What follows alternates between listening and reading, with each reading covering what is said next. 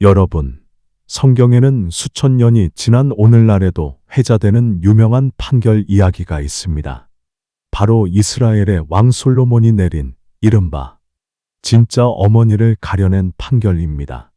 이 사건은 단순한 재판 이야기가 아니라 인간 본성과 사랑, 그리고 지혜의 본질을 보여주는 상징 같은 이야기로 남아 있습니다.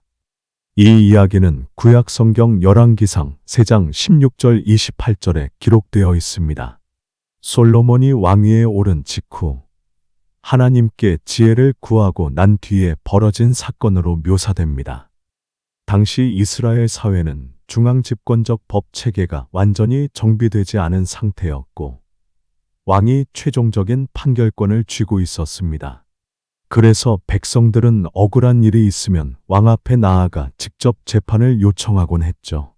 이 판결은 단순한 법적 분쟁이 아니라 왕이 백성을 어떻게 다스릴 것인지 보여주는 초기 상징적 사건으로 기록되었기 때문에 성경에 전해지고 이후 유대교, 기독교 전통뿐만 아니라 전 세계 법학, 철학, 문학 속에서도 자주 인용됩니다.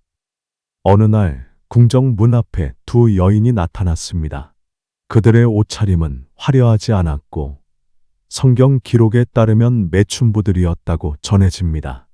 신분이 낮았지만 그들은 억울함을 호소하기 위해 용기를 내어 왕 앞까지 나아왔습니다. 두 사람의 품에는 같은 아기를 향한 절박한 시선이 얽혀 있었습니다. 첫 번째 여인이 눈물을 글썽이며 외쳤습니다. 왕이시여, 이 아이는 제 아이입니다. 하지만 저 여인이 거짓으로 제 아기를 빼앗아 자기 아이라고 주장하고 있습니다. 그러자 두 번째 여인도 물러서지 않았습니다. 아닙니다. 이 아이는 제 아이입니다. 저 여인이야말로 거짓을 꾸며내고 있습니다. 법정은 순간 술렁였습니다. 두 여인의 목소리에는 간절함과 분노가 가득했지만 서로의 주장은 정반대였습니다. 누구의 말이 진실인지 분간할 길이 없었습니다.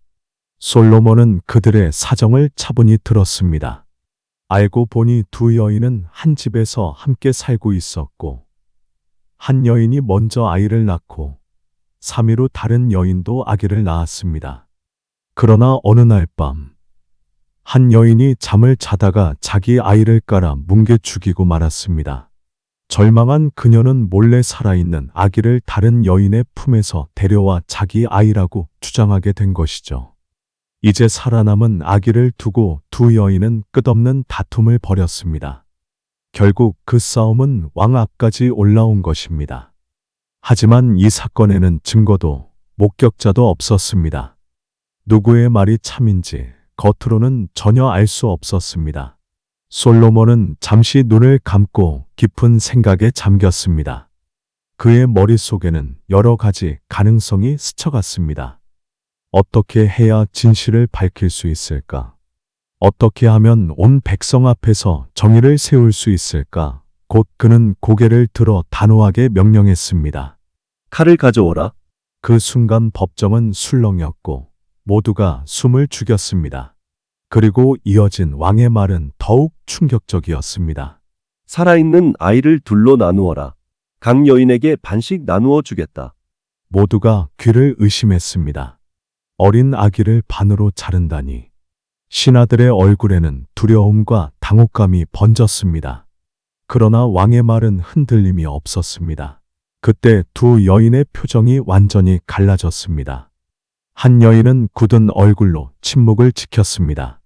마치 결과를 받아들이겠다는 듯 그 눈빛은 싸늘했습니다. 하지만 다른 여인은 그 자리에서 무너져 내렸습니다. 눈물이 솟구치며 절규했습니다. 왕이시여, 제발 아이만은 죽이지 마십시오.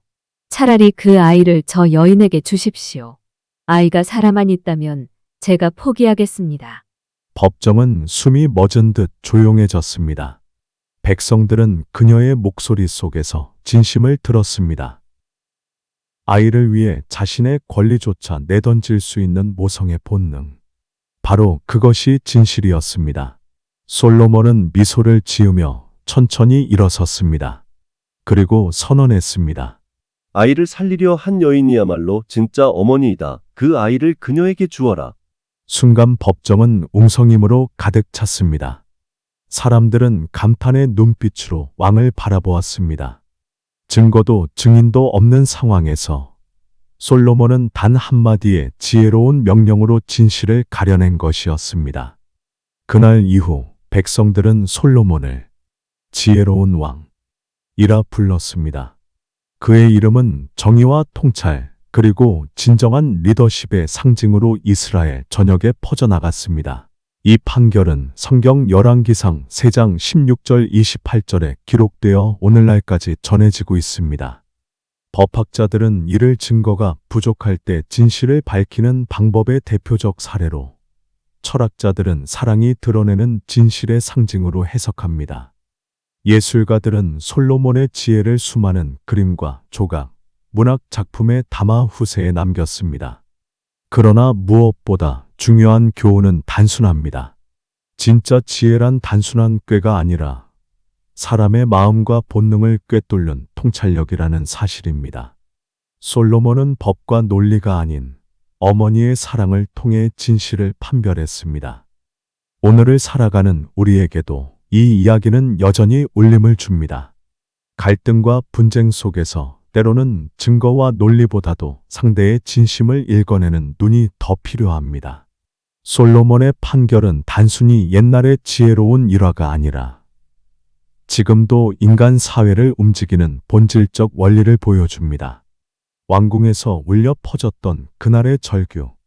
제발 아이만은 살려주십시오.